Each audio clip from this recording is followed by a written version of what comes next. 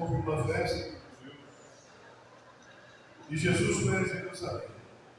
Existe em Jerusalém, perto da Porta das Ovelhas, uma piscina com 5 pórticos, chamada Betesda em hebraico.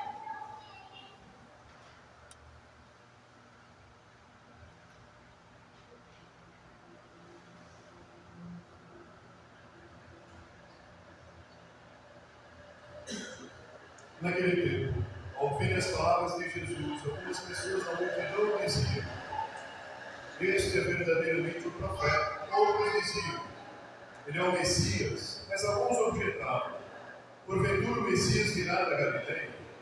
Não diz a Escritura que o Messias será da descendência de Davi e virá de Belém, povoado de onde era Davi?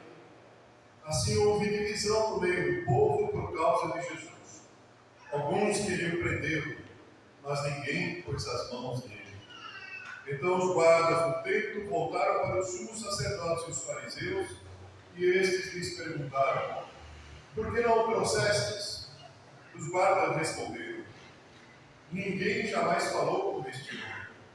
Então os fariseus disseram-lhes: também vós vos deixastes enganar? Por acaso algum dos chefes dos fariseus ou dos fariseus acreditou nele? Mas essa gente que não conhece a lei é maldita. Nicodemos, porém, um dos fariseus, aquele que se tinha encontrado com Jesus anteriormente, disse: será que a nossa lei julga alguém antes de o ouvir e saber o que ele fez? Eles responderam: também tu és Galileu, porventura? Vai estudar e verás que na Galileia não surge profeta. E cada um voltou para a sua casa. Palavra da salvação. Glória a Deus. Ave Maria, cheia de graça, Bendita sois vós entre as mulheres, e bendito é o fruto do vosso ventre, Jesus. Santa Maria, Mãe de Deus, rogai por nós, pecadores, agora e na hora de nossa morte. podem sentar-se. Meus irmãos, a liturgia de hoje e a festa de São José deveriam ser qualificadas como liturgia das maravilhas da Santa Igreja Católica Apostólica Romana. Meus irmãos, está o dia 20, né? Então eu quero que vocês participem da homilia, certo? Me diga uma coisa: no mundo de hoje, qual é o pior mal do mundo? Eu peço que levante o braço e dá uma lembrança para quem acertar. O mundo de hoje está cheio de males, né? Qual é o pior mal do mundo, meus irmãos? Não, peço que levante o braço, porque senão não dá para saber quem fala. Internet, senhora. Internet. Estou gostando de ouvir. Quem mais? A violência. A violência. Bom, uma tentativa por pessoa. A violência, estou ouvindo. A mentira. Estou gostando de ouvir. A inveja. Você levantar o braço aqui, tá? A inveja. A senhora para trás. Os políticos. A internet. A senhora, não quero vocês da tia só. Você tinha só de levantar o braço, senão eu não consigo saber quem falou. A senhora lá atrás, irmão. O poder, a fofoca, o egoísmo. Meus irmãos, tudo isso de falar a verdade se resume numa palavra. Agora coloquei vocês em situação difícil. Tudo isso que vocês falaram se resume numa só palavra. Não, eu peço que levante o braço, não consigo saber quem é que está falando no meio da multidão. Peço que levante o braço quem falar, porque senão não dá nada. A falta de amor na nossa. Quase na música. A senhora. A falta de Deus, quase na música. 99. Meus irmãos, Jesus ensinou nesta terra que o grande mal do mundo chama-se pecado. Pecado. Tá certo? E a parábola, muitas parábolas de Jesus mostram isso. Por exemplo, a parábola do do rico Epurião e do pobre Lázaro. Lázaro era pobre, passava fome, cheio de doenças, foi para o céu por toda a eternidade. E o rico Epurião, que é egoísta, gozador da vida, não se preocupava com Deus, nem com o próximo, foi para o inferno por toda a eternidade. Uma parábola que reflete uma realidade? Sim. A aparição de Nossa Senhora mais consagrada pela Igreja chama-se Aparição de Fátima. Os nomes são diferentes porque são dos lugares onde Nossa Senhora apareceu. Se os homens não pararem de ofender a Deus, a Rússia espalhará seus erros pelo mundo, promovendo guerras e perseguições. Por fim, o Imaculado Coração triunfará de nossa, disse Nossa Senhora de Fátima. São João Paulo II foi até colocar a bala que o atingiu na coroa de Nossa Senhora. Meus irmãos, o pecado é o grande mal do mundo. Veja, não foi Deus quem criou o pecado. Deus deu ao homem o livre-arbítrio. E o pecado é que introduziu no mundo o mal. O sofrimento, a tristeza, a inveja, a avareza, a internet é fruto do pecado. De pessoas ambiciosas, egoístas, que querem dominar, se usam de meios de comunicação para ludibriar os jovens, para tirar a fé dos jovens, para minar a instituição da família. Meus irmãos, agora deixa eu lhes fazer uma pergunta. Vamos analisar o mundo de hoje, né? Vamos supor que nós aqui quiséssemos fazer uma outra religião. Olha que absurdo que o padre está propondo. Vamos fundar uma outra religião, fazer concorrência com o padre João Leopoldo. Aí na frente compramos uma casa e colocamos assim: religião da cura absoluta. Cura-se qualquer mal do corpo ou da alma. Você está com câncer? Vem aqui que a gente te cura. Você está com depressão? Vem aqui que a gente te cura. Meus irmãos, eu garanto que cheio de gente, que o gênero humano está tão sofredor, as pessoas estão sofrendo tanto, que estão procurando por qualquer lugar uma solução. Verdade ou não? Está cheio de gente para querer uma cura de uma doença incurável, as doenças estão aumentando, os casos de câncer estão aumentando, o gênero humano está desesperado, os casos de depressão no mundo estão aumentando, a perda da esperança está aumentando. Meus irmãos, então, ao longo da história da humanidade, muitos imperadores romanos declararam: eu sou Deus. Os imperadores romanos conquistaram toda a bacia do Mediterrâneo, dominaram o mundo civilizado no tempo deles. E o imperador romano, que não tinha muito poder, ficava muito inchado de orgulho, e declarava: eu sou Deus. Ai de quem não se prostrava e adorava, eles mandavam matar. Vários imperadores romanos mandaram ganhar medalhas com o nome do imperador escrito divino. Divino fulano, divino Aurélio, divino. Cheio de imperadores se declararam Deus. Meus irmãos, isso é histórico. Na história da antiguidade era normal. Eram tiranos que queriam ser adorados como deuses. E ai de quem os adorasse, eles mandavam matar. Bom, então Napoleão Bonaparte, já muito mais perto de nós, quando chegou no auge das vitórias, vencia todos os exércitos na Europa, uma pessoa, um assessor dele, perguntou: agora que o senhor venceu todas as batalhas, está no auge das vitórias, por que o senhor não se proclama Deus? E Napoleão, que não era nada bobo, respondeu: depois que Jesus Cristo morreu na cruz, não dá mais para se declarar Deus. Meus irmãos, religião, qualquer um funda religião. Há milhares de religiões. Nós podemos fundar uma. Perante a lei de Deus, a lei civil, todas iguais. Eu pergunto a vocês: qual é a religião em que o fundador resolveu morrer na cruz para libertar os seus súditos do pecado e da morte? Qual foi, meus irmãos? Então, nada dessa bobagem de achar que as religiões são todas iguais. São todas iguais, coisa nenhuma. São iguais se eu fundar uma, igual às outras, perante a lei civil. Morrer na cruz. Quem é o fundador de religião que está disposto a morrer na cruz? Veja, o orgulho humano leva o homem a querer se exaltar. Eu sou Deus. Nunca ninguém imaginou um Deus que se rebaixa, toma a condição humana para sofrer pelos aqueles que lhe seguem, pelos seus filhos, morrer na cruz por amor deles, para libertá-los do pecado e da morte. Meus irmãos, é nisso que nós estamos. E Jesus veio para essa terra com um corpo padecente. Jesus passava fome, Jesus passava sede. Veio com um corpo padecente.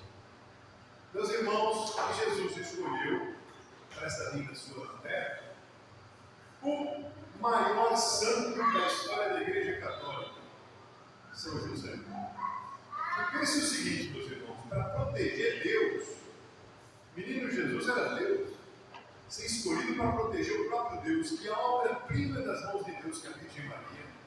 Eu imaginava a altura de santidade desse homem chamado São José. Então, o São João Claro, nosso fundador dos Arautos, tem um livro escrito: São José, quem o conhece? Porque, ao mesmo tempo, São José é o homem dos mais humildes da história da Igreja. E, ao contrário dos imperadores, ele não queria enaltecer-se. Ele queria enaltecer o menino Jesus, que era Deus. E como São João Batista dizia: preciso que eu suba para que Jesus apareça. Meus irmãos, então nós estamos aqui comemorando a festa do maior santo da história da Igreja, chamado São José. Maria Virgem passa por cima, porque é a rainha dos anjos e dos santos. Né? E, meus irmãos, três coisas. Deus é Deus, Ele pode fazer qualquer coisa. Uma das características de Deus é que Ele é onipotente. Tá certo? Então, meus irmãos, hoje em dia, a ciência se desenvolveu tanto. A NASA, nos Estados Unidos, pode levar o homem para a Lua. Não é capaz de ressuscitar uma formiga. A NASA não é capaz de criar a vida. Meus irmãos, Jesus, quando passou por essa terra, Ele não disse eu sou Deus, Ele provou que Ele era Deus. Morreu o homem mais rico de Israel. Naqueles tempos, casamento e funeral, ninguém perdia. Todo mundo estava presente. Não havia correio, a notícia corria boca ao ouvido. Morreu o homem mais rico de Israel. Toda a elite de Israel estava presente. Os fariseus, os saduceus, os doutores da lei, os escribas, as pessoas mais ricas, as pessoas intelectuais, as pessoas mais religiosas. A elite de Israel se fez presente. Meus irmãos, só faltou uma pessoa nesse funeral: Jesus. A irmã do falecido manda emissários: mestre, meu irmão estava doente. Jesus já tinha ressuscitado a filha do chefe da sinagoga, Jairo. Jesus já tinha ressuscitado o filho da viúva de Naim. Jesus tinha curado leprosos. Jesus tinha feito o cego de nascença, o cego Bartimeu, voltar a enxergar. Jesus tinha feito paralíticos andarem. Todo mundo sabia que eram paralíticos. Vivia na porta do templo pedindo esmola. Levanta, pega a tua cama e anda. Era simples assim.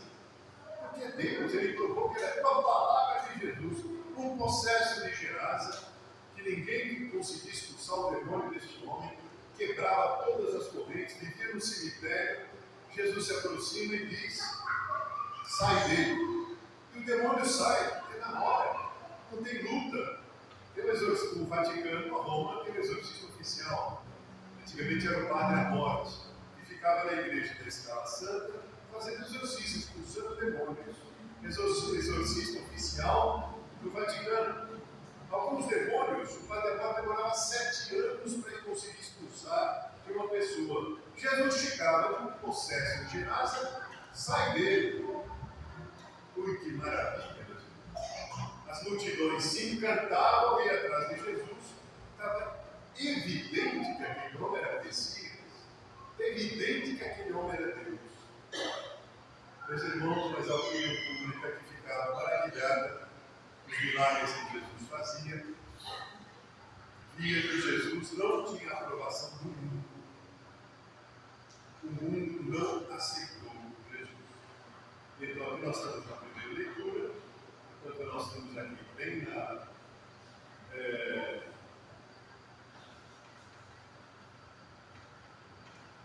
nós temos aqui na primeira leitura: Senhor, avisaste-me e eu entendi, profeta Jeremias. Eu era como um manso cordeiro levado ao sacrifício. Eu não sabia que tramavam contra mim. Vamos cortar a árvore com toda a sua força e eliminá-la do mundo dos vivos, para que o seu nome não seja mais lembrado. Meus irmãos, quando Jesus veio a essa terra, ele dizia: Jerusalém, Jerusalém, que matas os profetas e apedrejas aqueles que são enviados. Meus irmãos, a grande maioria dos profetas foi assassinada, porque os profetas vinham advertir o povo que eles estavam fora do caminho de Deus, estavam violando a lei de Deus, estavam pecando e convidando o povo para voltar para os caminhos de Deus, para receber o Messias. Para daqui o profeta Jeremias, na primeira leitura, dando conta que estão querendo matá-lo. E nós vamos para o Evangelho, de uma concordância perfeita. Meus irmãos, o que é que o mundo dizia sobre Jesus? Este é verdadeiramente um profeta, diziam uns. Outros diziam, ele é o Messias. Mas alguns objetavam, porventura o Messias virá da Galileia? Não diz a Escritura que o Messias será da descendência de Davi? Alguns queriam prendê-lo, mas ninguém pôs as mãos nele. Então os guardas do templo voltaram, os sumos sacerdotes e os fariseus lhes perguntaram: por que não trouxestes? Mandaram os guardas prender Jesus. Meus irmãos, prender por quê? Não foi o mal que ele fez. Meus irmãos, então nós estamos aqui, não quero segurar demais, diante do mistério da iniquidade. O grande São Luís de Montfort faz um comentário maravilhoso. Ele diz: a inimizade, a rixa é uma coisa ruim. A fofoca que gera inimizade, briga de família, isso é péssimo. A fofoca destrói famílias, a maledicência destrói amizades antigas. A fofoca, eu já vi fofoca destruir matrimônios. Tudo por causa de fofoca, intriga, maledicência. Isso é uma desgraça, meus irmãos. Mas chama a atenção o grande santo, comentando o Apocalipse de Gênesis, que a única inimizade que foi colocada por Deus entre a raça da Virgem e a raça da serpente. A serpente armará laços ao calcanhar da Virgem, mas a Virgem esmagará a cabeça. Isso está em Gênesis, está no Apocalipse. Meus irmãos, isso para concluir, nossa vida é uma guerra. Não é uma guerra com um caminhão, com metralhadora, com faca ou com revólver. É uma guerra espiritual. Contra os principados e as potestades do inferno, que estão querendo aqui a morte do profeta Jeremias, e muito tempo depois estão querendo a crucifixão de Jesus. Matar Jesus. Por quê? Porque Jesus, meus irmãos, quando ressuscitou Lázaro, o homem mais rico de Israel, os fariseus se reuniram e decretaram: agora precisamos matá-lo. Por quê? Porque senão todos vão acreditar nele. Quem é o todos aí? A elite de Israel começou a se converter. E está mencionado aqui na leitura do Evangelho que Nicodemos tinha ido se encontrar escondido com Jesus, porque a pressão do mundo era tremenda sobre os que tinham veneração por Jesus. E Nicodemos tinha medo da perseguição, vai encontrar com Jesus escondido à noite. José de Arimateia e Nicodemos eram dois fariseus, que por medo da perseguição eles se encontraram de noite com Jesus. Meus irmãos, essa luta entre o bem e o mal continua e percorre a história da humanidade até o fim. E tudo o que aconteceu com Jesus Cristo se repete com a sua igreja. A vida da igreja é uma reprodução da própria vida de Jesus. Vai se repetindo na vida da igreja católica, apostólica e romana, todos os mistérios da vida de Jesus. Eu não vou exemplificar aqui para não me segurar mais.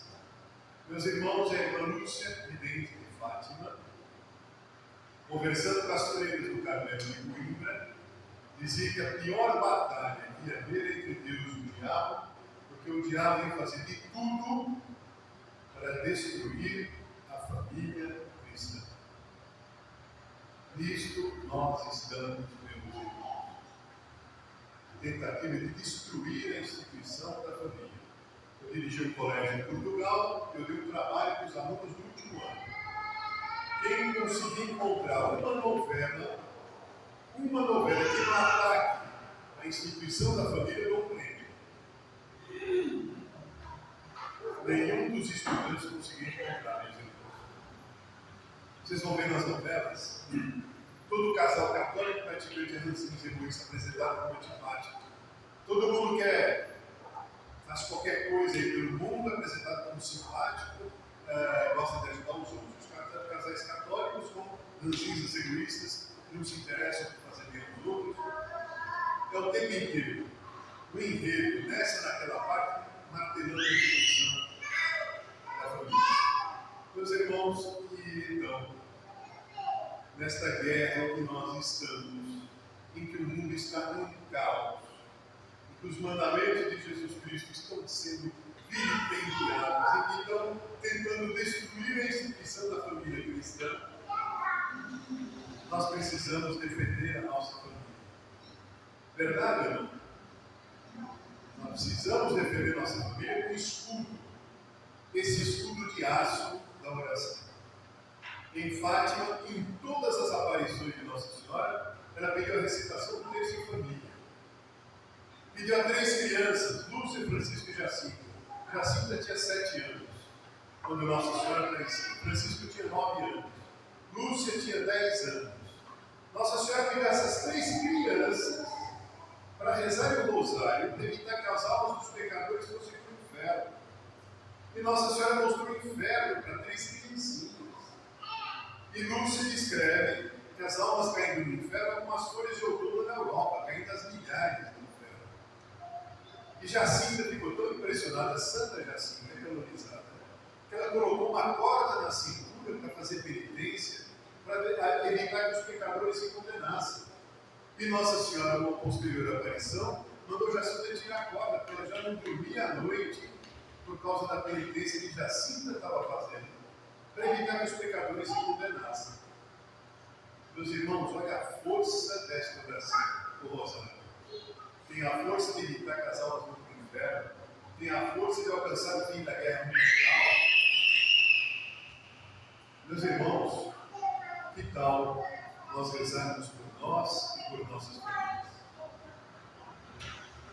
Então, quando eu estava em Portugal, eu fiz alguns casamentos.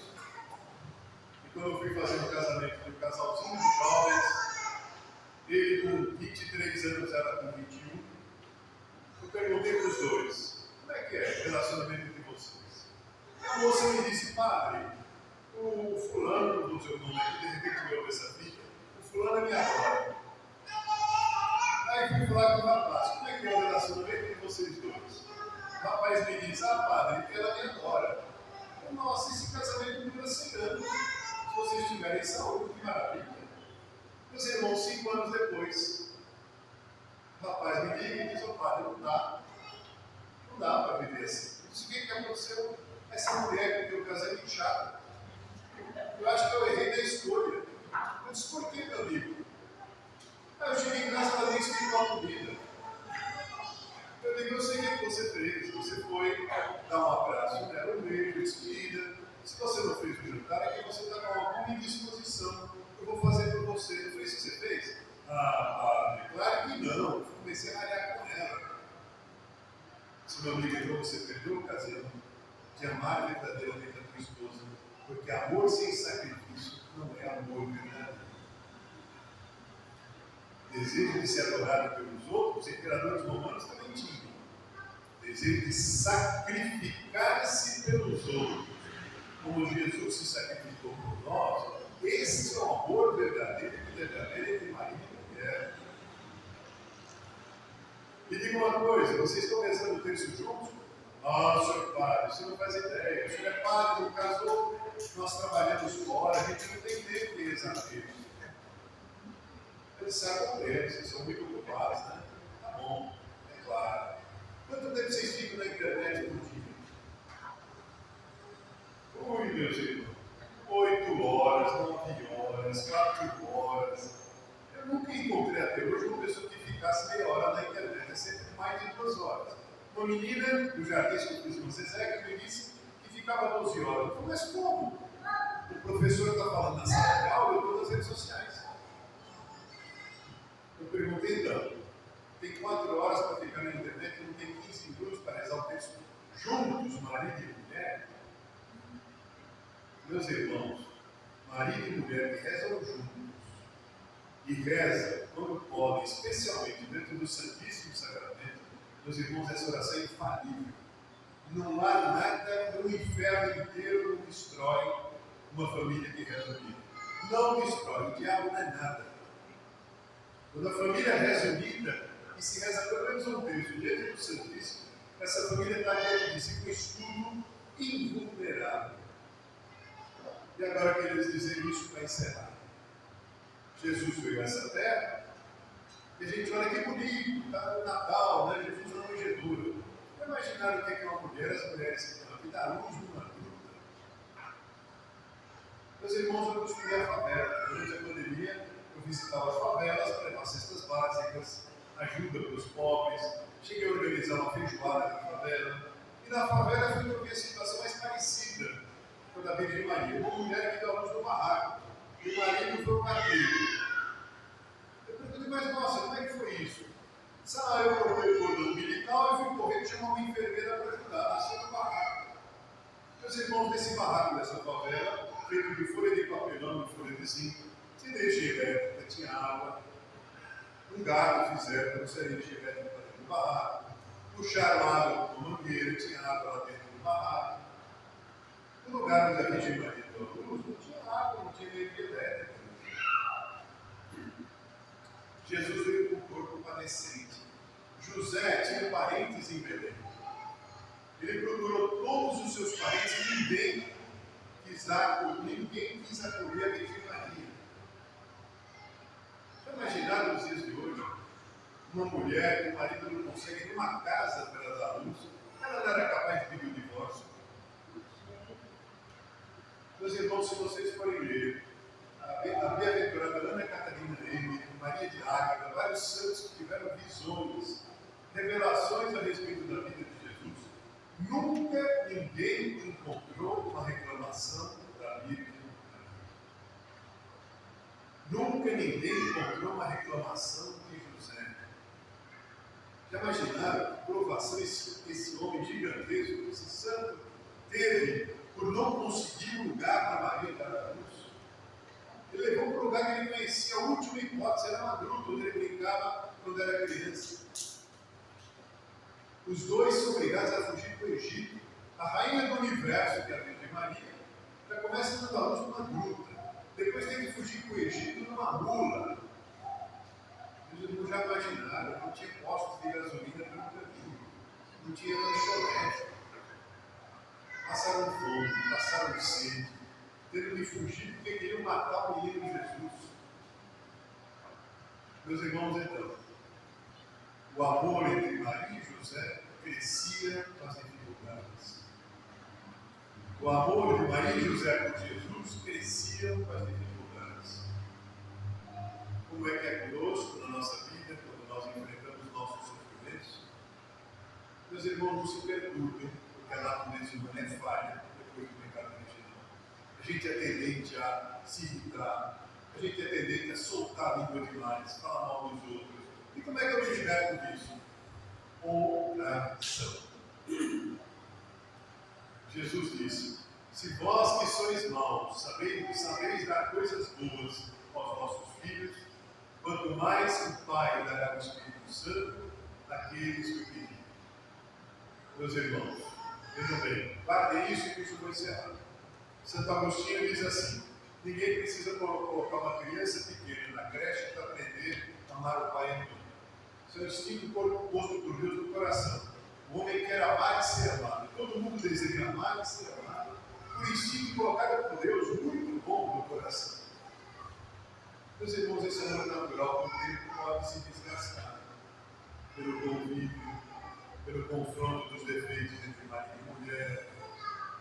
Por mil motivos pode se desgastar. E qual é a solução? A solução, meus irmãos, é a gente pedir esse dom de Deus. O amar por amor de Deus. Isso é um dom que por esforço nós alcançamos. Por oração nós alcançamos, porque disse Jesus: o vosso Pai dará o Espírito Santo aos que pedirem. Quando marido e mulher rezam juntos, eles podem obter essa graça de se amarem por amor de Deus, como chamaram Maria e José, como chamaram, seu padre, você está falando de Maria, que não tinha pegado no final, de São José, que é o maior santo da igreja. Não, meus irmãos, a história dos santos é essa. Santa Zélia e São Luís Martã, pais de Santa Teresinha do Menino Jesus. Santa Zélia pegou câncer de mama, pegaram guerra entre a Prússia e a França. Os soldados prussianos invadiram a aldeia deles, moraram na casa deles. São Luís Martã teve Alzheimer. Meus irmãos, no fim da vida, os dois se amavam mais do que quando eram namorados. Porque se amavam por amor de Deus. Está aqui um dom para a gente pedir hoje a São José. Pedir para as nossas famílias. Pedir para os nossos jovens. Meus irmãos, porque no momento que acaba a instituição da família, acaba a nação. Nenhuma nação sobrevive sem a instituição da família. E é notório para todo mundo que a instituição da família está em crise. Por fim, o imaculado coração triunfará. A partir de 12 homens, Jesus reformou o mundo. A partir de uma comunidade de umas 70 pessoas, meus irmãos, vamos então fazer um propósito dessa quaresma, rezarmos por aqueles que não rezam, adorar o Santíssimo por aqueles que não vêm à igreja, e rezar o rosário como fizeram com São Francisco e Jacinto, pedindo pelos nossos parentes que já não têm fé, para aqueles jovens que não querem mais saber da religião, e estão no perigo de seguir o mau caminho. Meus irmãos, quem confia em Deus não cai tanto quanto não cai no próprio Deus. Jesus, Maria e José. Está aí o modelo das nossas famílias. Vamos pedir hoje, especialmente a São José, que nunca a gente pode pedir a São José sem pedir a Virgem Maria. E nunca a gente pode pedir a Virgem Maria e a José sem pedir ao menino Jesus. Que São José traz aqui nos braços. Que protejam nossas famílias. E que nos dê essa graça de nos amarmos por amor de Deus. É aquele amor em que a gente ama sem esperar retribuição. A gente quer o bem do próximo sem calcular como é que ele vai depois de retribuir. E que a gente faz o bem pelo gosto de fazer o bem, por amor àquela criatura, porque aquela criatura, com quem eu me casei, o que é meu irmão, o que é minha irmã, o que é meu parente, são irmãos de Jesus Cristo. São filhos de Deus. Tá bom? Não nos chateiem mais. No final da missa, que ele nos dá uma medalha milagrosa. Em 1830, Nossa Senhora apareceu na França, a Santa Catarina lá morreu. O corpo está incorrupto até hoje. Em 1832, chegou a peste da cólera a Paris, 100 vezes pior do que o coronavírus. Meus irmãos, todo mundo que usava a medalha passou ileso pela peste. E na França começou a se chamar medalha milagrosa. É tão milagrosa a medalha de Nossa Senhora das Graças, que o último milagre que eu vi acontecer em São Paulo, e eu distribuo para agradecer os que eu recebi, foi de um padre amigo meu, na Moca, estava com câncer de pâncreas, foi ser operado no bom hospital de São Paulo, um médico errou na operação, furou o intestino, costurou e mandou ele para casa. Estava desenganado, voltou para o hospital, como eu tive contato com ele. Ele fez uma promessa a Nossa Senhora da Medalha Milagrosa. Se ele ficasse curado, ele ia à França celebrar uma missa na Capela da Medalha Milagrosa em Paris e outra na Igreja dos Arautos. Os irmãos, ele já está curado do câncer do pâncreas, do furo no intestino e está exercendo suas funções na paróquia de São Pedro na Moca. Esse foi o último milagre que eu vi acontecer com a Medalha Milagrosa aqui em São Paulo. Flores distribuíram na missa leve, façam bonúncio, peça para os seus filhos colocarem no pescoço, peça para aqueles parentes que não vêm à igreja para te proteger. Põe no pescoço, é devoção para brasileiro, não tem que fazer jejum, nem sacrifício, nem ajoelhar em cima de caroço de milho, usar essa medalha com devoção. Porque a bondade de Nossa Senhora é tal que só a gente usar uma medalha dela já toma como pretexto para nos ajudar, para nos proteger, para nos defender deste mundo caótico que procura solapar a fé daqueles que ainda há. Louvado seja nosso Senhor.